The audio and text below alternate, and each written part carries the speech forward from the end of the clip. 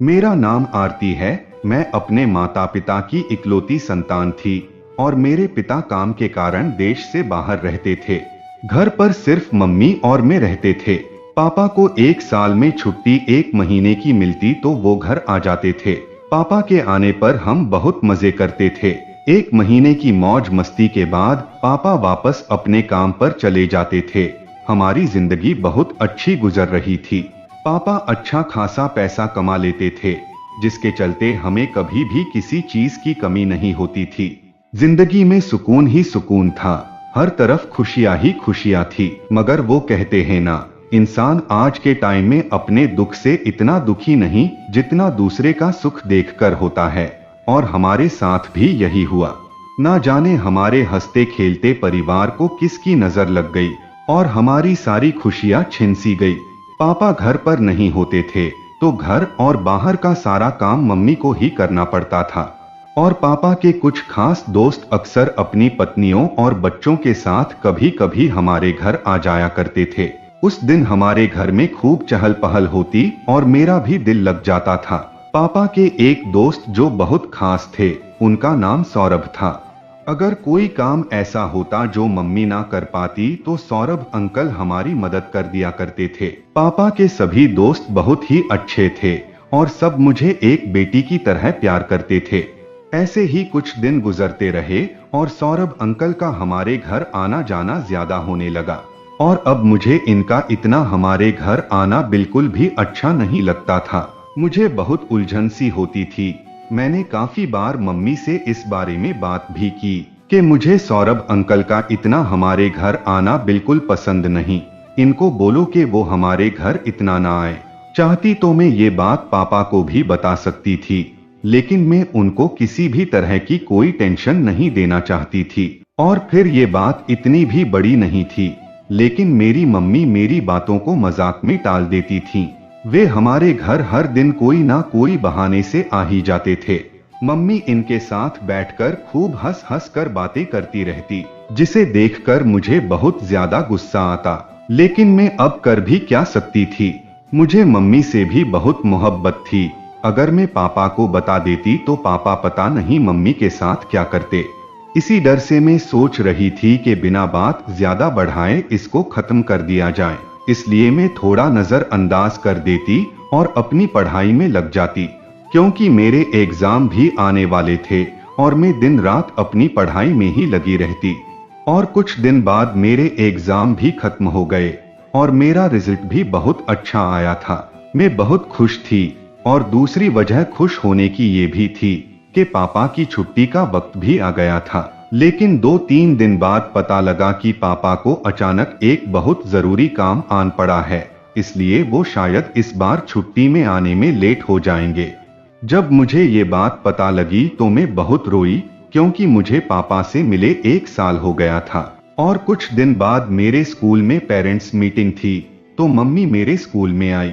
लेकिन मम्मी अकेली नहीं थी। दूर से देखने पर पता लग रहा था कि मम्मी के साथ कोई व्यक्ति भी है। मुझे लगा वो पापा होंगे और इन दोनों ने मिलकर मुझे सरप्राइज देने के लिए सोचा होगा।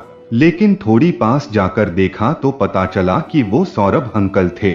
उन्हें देखते ही मेरे जिस्म में आग लग गई और मैं वापस स्कूल के अंदर चली गई और घर आकर बहुत देर तक पापा को याद करके रोती रही।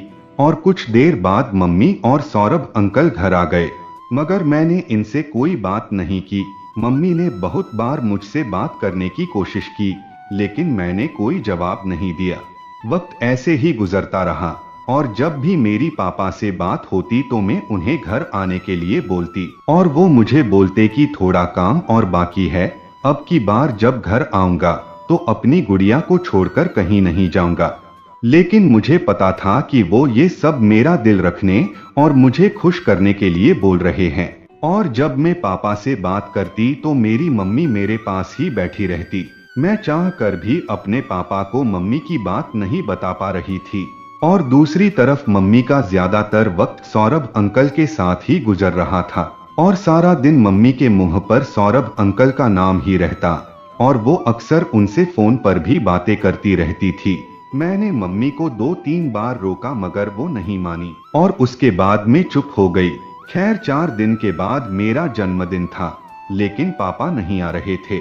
मुझे इस बात का बहुत दुख था कि ऐसा पहली बार हो रहा था कि न तो वह मेरे रिजल्ट आने पर थे और न ही मेरे जन्मदिन वाले दिन मेरे साथ थे। मैंने अपनी मम्मी से बोल दिया कि अगर सौरभ अंकल पार्टी में आए तो मैं केक नहीं काटूंगी, लेकिन उन्होंने मेरी बात नहीं मानी और जब शाम को मैं मेहमानों के सामने आई तो सौरभ अंकल पहले से ही सामने वाले सोफे पर बैठे हुए थे और उनके चेहरे की हंसी से लग रहा था कि जैसे मम्मी ने उनको यह बात बता दी हो कि मैं उनको पार्टी में भी नहीं देखना चाहती थी।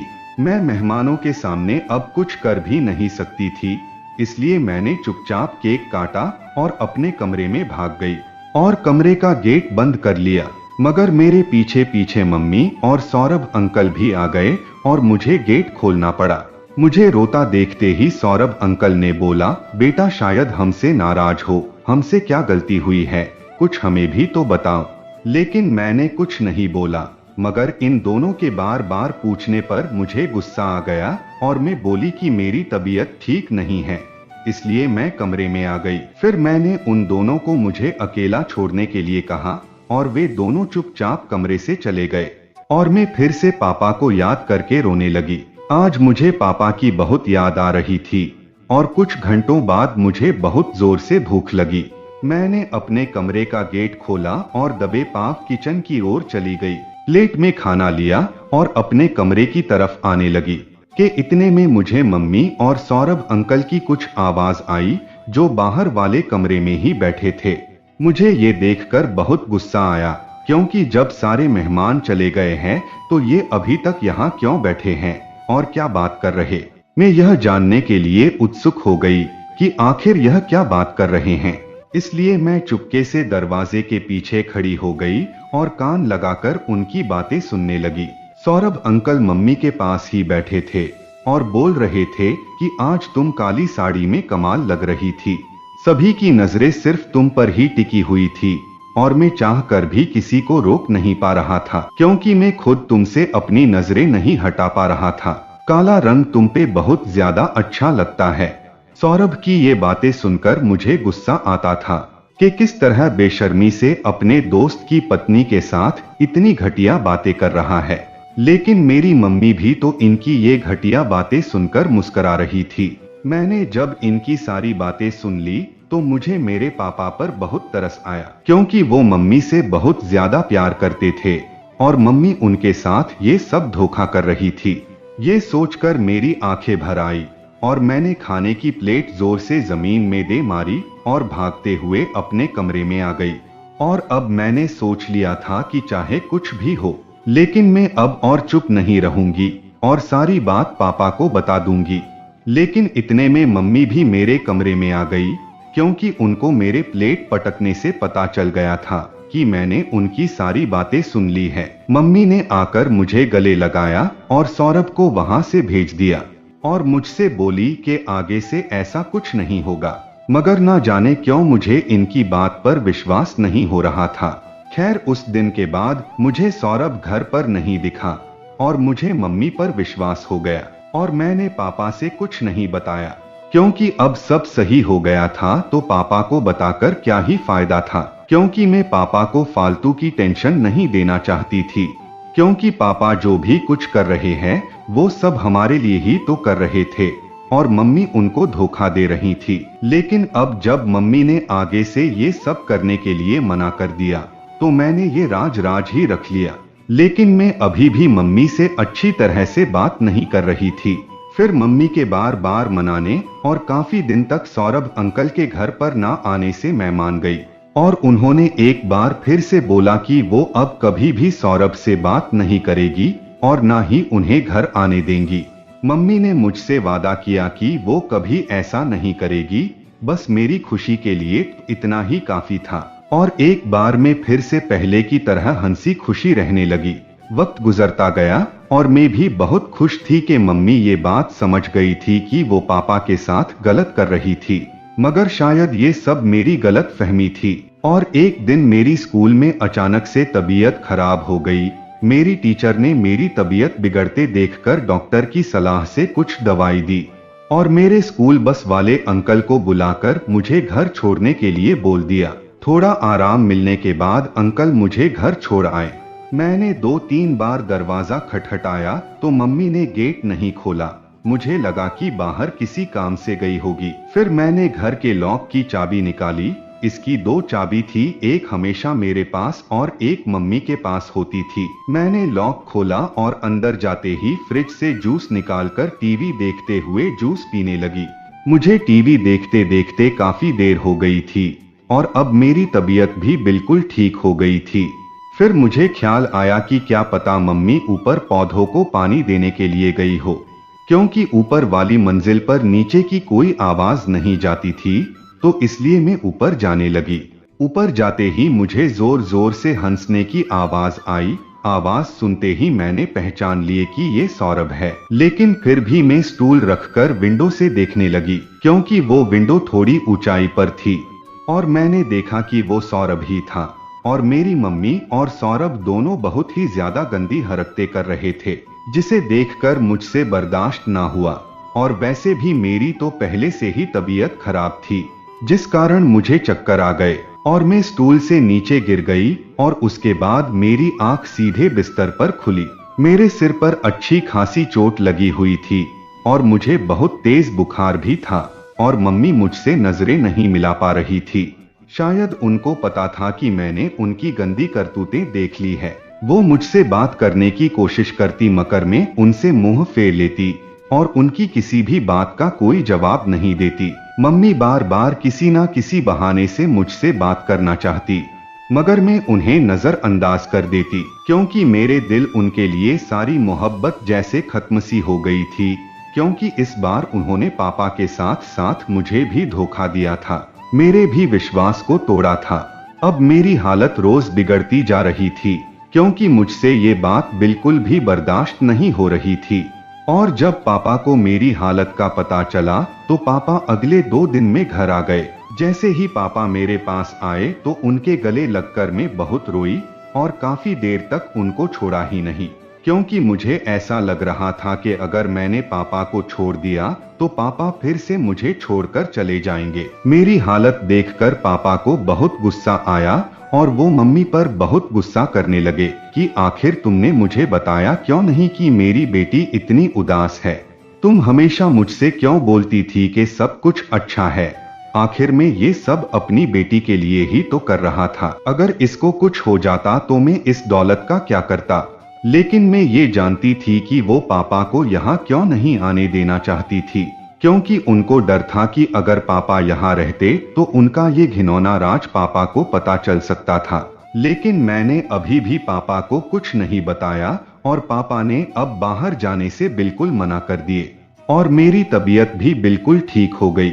मुझे लगा कि अब सब कुछ ठीक हो जाएगा, लेकिन ऐसा कुछ भी नहीं हुआ और मम्मी ने पापा के आने के 2 महीने बाद ही पापा से लड़ाई करना शुरू कर दी और एक दिन बात इतनी बिगड़ गई कि बात तलाक तक पहुंच गई और इसके कुछ दिन बाद ही मम्मी ने पापा को तलाक दे दिया और सौरभ से शादी कर ली। शायद मम्मी ने ये सब प्लान पहले से ही बना रखा था और वो इसमें कामयाब भी हो गई थी। लेकिन पापा को इस बात से बहुत गहरी चोट पहुंची और उन्होंने मम्मी को भुलाने के लिए इस घर को ही बेच दिया और दूसरे शहर शिफ्ट हो गए और अब हमें यहाँ आए 1 साल बीत चुका था। मैं भी बड़ी हो गई थी, लेकिन पापा मम्मी को अभी तक नहीं भूल पाए थे। मैंने पापा को एक बार दूसरी शादी करने को भी बोला, लेकिन पापा ने मुझे गुस्से से बोला कि दोबारा ऐसी कोई बात मत करना, क्योंकि पापा मम्मी को भूल नहीं पाए थे। खैर मैं भी अब बड़ी हो गई थी, तो पापा ने मेरे लिए एक अच्छा लड़का देखकर मेरी उससे शादी कर दी। मेरे पति का नाम सचिन था।